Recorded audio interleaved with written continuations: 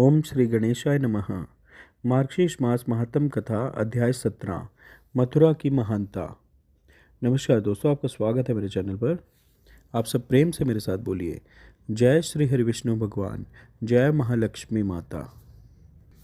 श्री ब्रह्मा जी ने कहा, हे देवों के स्वामी, वह कौन सा पवित्र स्थान है जहाँ मार्गशीर्ष का महीना सबसे अधिक मनाया जाता है? इसका क्या लाभ है? हे प्रभु, सब कुछ बताइए। श्री भगवान ने कहा, मेरा एक महान पवित्र स्थान है जो मथुरा के नाम से प्रसिद्ध है। यह बहुत सुंदर और पूजनीय है। यह मेरा जन्म स्थान है और मुझे बहुत प्रिय है। हे चतुर्मुख, मथुरा में भक्त को पग पग पर तीर्थ का पुण्य प्राप्त होता है। मनुष्य जहाँ भी पवित्र स्थान स्नान करता है वहाँ भयंकर पापों से मुक्त हो जाता है। हे पुत्र, मथुरा पापों का नाश करने वाली है।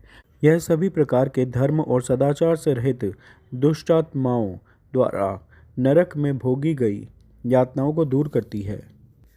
कृतघ्न, मद्यपान करने वाला, चोर और जिसका व्रत बीच में ही टूट गया हो, वह मथुरा पहुंचने पर भयंकर पापों से मुक्त हो जाता है।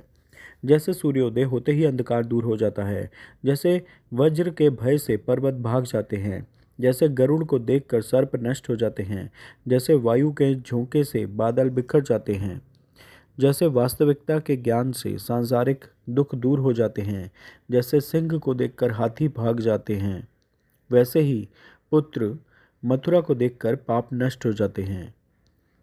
मधुपुरी को देखकर श्रद्धा और भक्ति से युक्त मनुष्य पवित्र हो जाता है, भले ही वह ब्राह्मण का हत्यारा ही क्यों न हो। अन्य पापियों के विषय में तो कहना ही क्या। जो व्यक्ति मथुरा में पवित्र स्नान करने की इच्छा रखता है और वहां जाता है, उसके शरीर से पाप धीरे धीरे दूर हो जाते हैं। यदि लोग मथुरा में आकस्मिक रूप से या किसी व्यापारिक लेन देन या सेवा के लिए जाते हैं, तो भी वे मथुरा में पवित्र स्नान करने मात्र से पापों से मुक्त हो जाते हैं और स्वर्ग को जाते हैं। जो लोग इस नगर का नाम लेते हैं वे अवश्य ही मोक्ष प्राप्त करते हैं।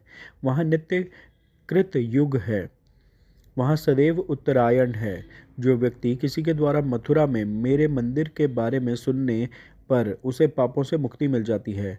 जो व्यक्ति वहाँ 3 रात तक निवास करते हैं, उनके चरणों के कण दिखाई देने या स्पर्श होने पर, हे पुत्र, तुम सब कुछ पवित्र कर दो।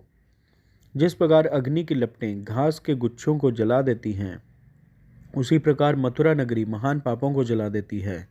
ऐसा कहा जाता है कि मथुरा के सभी भागों में किया गया पवित्र स्नान सभी तीर्थों में किए गए स्नान से अधिक फलदायी है और उसका पुण्य सभी तीर्थों में किए गए स्नान से भी अधिक है। जो व्यक्ति मथुरा का स्मरण करते हैं उन्हें वह पुण्य प्राप्त होता है जो चारों वेदों के अध्ययन से प्राप्त होता है। अन्यत्र किया गया पाप तीर्थ में जाते ही नष्ट हो जाता है। तीर्थ में किया गया पाप अखंड सीमेंट की तरह स्थायी हो जाता है। मथुरा में किया गया पाप मथुरा में ही नष्ट हो जाता है। वहाँ रहने से मनुष्य को जीवन के सभी उद्देश्य अर्थात पुण्य, धन, प्रेम और मोक्ष की प्राप्ति होती है। हे चतुर्मुख, जिस पाप को अन्यत्र 10 वर्ष में नष्ट होने में लग जाता है, वह मथुरा के पवित्र स्थान में केवल 10 दिन में ही नष्ट हो जाता है। स्वर्ग में, पाताल में, आकाश में या मृत्यु लोक में कोई भी ऐसी वस्तु नहीं है जो मुझे मथुरा के समान सदैव प्रिय हो। मथुरा का तीर्थ सभी तीर्थों से महान है। यह वह स्थान है जहाँ मैंने बाल्यकाल में ग्वालों के साथ क्रीड़ा करते हुए 33,000 वर्ष व्यतीत किए थे। मथुरा का स्मरण करने से संपूर्ण भारतवर्ष के समान पुण्य की प्राप्ति होती है। हे पुत्र, प्रतिदिन मथुरा में सूर्य ग्रहण के समय सन्निहति नदी के तट पर मिलने वाले पुण्य से भी अधिक पुण्य प्राप्त होता है। हे पुत्र, मधु नगरी में मार्गशीर्ष मास में वह पुण्य प्राप्त होता है जो तीर्थराज प्रयाग में 1000 वर्ष में प्राप्त होता है। हे पुत्र, मार्गशीर्ष मास में एक दिन बिताने से मथुरा में वह पुण्य प्राप्त होता है जो एक पूर्ण सहस्त्राब्दी में वाराणसी में प्राप्त होता है। मथुरा में एक दिन बिताने से उतना ही पुण्य प्राप्त होता है जितना गोदावरी के पास, द्वारका में या कुरुक्षेत्र में भूमि दान करने वाले या गया में 6 महीने बिताने वाले व्यक्ति को मिलता है। न तो द्वारका, न काशी और न ही कांची ऐसा तीर्थ हो सकता है मथुरा जैसा, जहाँ माया गदाधर अर्थात विष्णु देवता हूँ। यदि यमुना के जल से उन्हें अर्घ्य दिया जाए तो पितर चावल के पिंडों का तर्पण नहीं चाहते। जो मनुष्य मथुरा को एक साधारण नगरी के रूप में देखते हैं, उन्हें पापों से दूषित जानना चाहिए।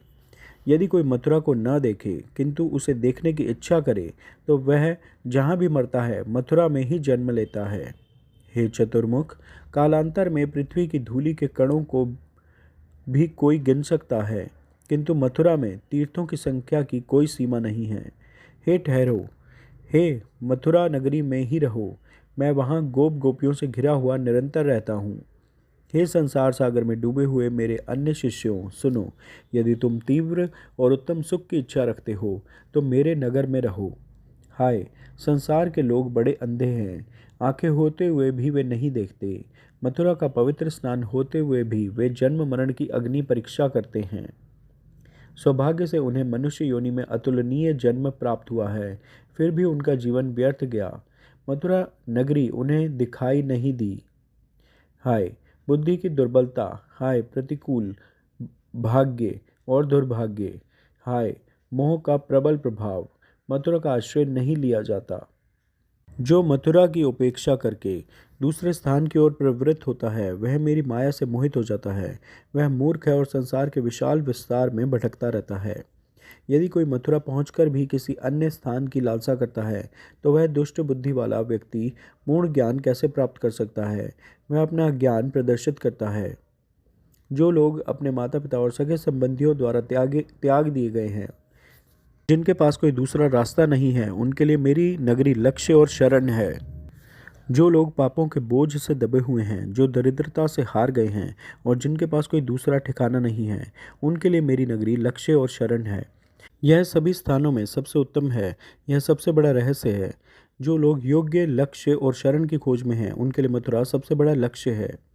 वह पुण्य से प्राप्त नहीं किया जा सकता, वह दान से प्राप्त नहीं किया जा सकता, वह तपस्या से या स्तुति से प्राप्त नहीं किया जा सकता, वह विभिन्न प्रकार के योगाभ्यासों के माध्यम से प्राप्त नहीं किया जा सकता, वह केवल मेरी कृपा से ही प्राप्त किया जा सकता है। मथुरा में केवल उन्हीं धन्य लोगों को अच्छी स्थिति प्राप्त हो सकती है जिनकी मुझ में दृढ़ भक्ति है और जिन पर मेरी बहुत कृपा है। जो मथुरा में प्राण त्यागता है वह उस गति को प्राप्त करता है जिसे योग बल से संपन्न ब्रह्मज्ञानी विद्वान पुरुष प्राप्त करता है। काशी आदि नगर तो हैं, परंतु सबसे अधिक धन्य मथुरा ही है, जो 4 प्रकार से अर्थात जन्म लेने, जनेऊ संस्कार करने, अनेक व्रत करने तथा दान देने से चतुर्विध मोक्ष, सालोक्य आदि प्रदान करती है। मेरी कृपा से यहाँ वह उत्तम गति सहज में प्राप्त हो जाती है, जो गति योगाभ्यास से सैकड़ों मनमंत्रों में भी प्राप्त नहीं हो सकती। जो व्यक्ति उस पवित्र स्थान का आश्रय नहीं लेगा, जहाँ पापों का भय नहीं है, जहाँ यम का भय नहीं है तथा जहाँ गर्भ में रहने अर्थात पुनर्जन्म का भय नहीं रहता। मथुरा से प्राप्त होने वाले पुण्य तथा उसके फल को सुनो। जो कीड़े, टिड्डे, पतंगे आदि मथुरा में आकर मर जाते हैं, वे चतुर्भुज हो जाते हैं अर्थात भगवान विष्णु के समान स्वरूप वाले अर्थात सारूप्य मोक्ष को प्राप्त होते हैं। जो वृक्ष किनारों से गिर जाते हैं वे महान गति को प्राप्त होते हैं। गूंगे, सुस्त, अंधे और बहरे लोग जो तपस्या और पवित्र अनुष्ठानों से रहित हैं तथा जो समय के साथ मर जाते हैं, वे मेरे लोक में जाते हैं। जो सर्पों द्वारा काटे जाते हैं, जो जानवरों द्वारा मारे जाते हैं, जो अग्नि और जल में मर जाते हैं तथा जो मथुरा में अकाल या दुर्घटनावश मर जाते हैं, वे मेरे लोक में जाते हैं। सत्य, हे श्रेष्ठ मुनि, मैं अपनी शपथ पूर्वक कहता हूँ कि मथुरा के समान अन्यत्र कोई भी ऐसी जगह नहीं है जहाँ मनुष्य को जो चाहिए वह सब मिल जाए। कौन विद्वान मनुष्य मथुरा का आश्रय नहीं लेगा, जो 3 पुरुषार्थ पुण्य, धन और प्रेम की कामना करने वालों को प्रदान करती है। यह मोक्ष चाहने वालों को मोक्ष प्रदान करती है और भक्ति चाहने वालों को भक्ति प्रदान करती है। इन सभी गुणों और शुभ लक्षणों से युक्त मधु नगरी का मार्गशीर्ष मास में आश्रय लेना चाहिए।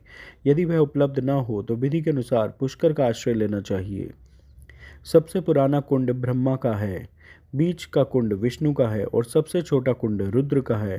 हे बुद्धिमान, यह जान लो। हे पुत्र, इन सब में विधिपूर्वक स्नान, दान और श्राद्ध आदि सभी कर्म करने चाहिए। उत्तम पूजा करनी चाहिए, इससे मुझे प्रसन्नता मिलती है।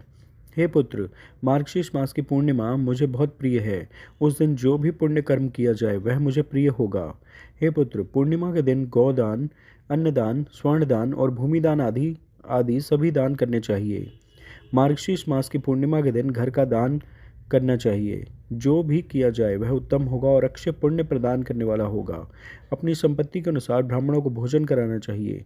किसी धार्मिक अनुष्ठान के पूर्ण होने पर पूर्णिमा के दिन ही उत्सव मनाना चाहिए।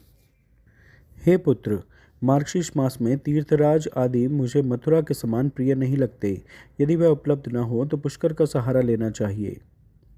पुष्कर और मथुरा में पूर्णिमा बुद्धिमान भक्तों द्वारा मनाई जानी चाहिए।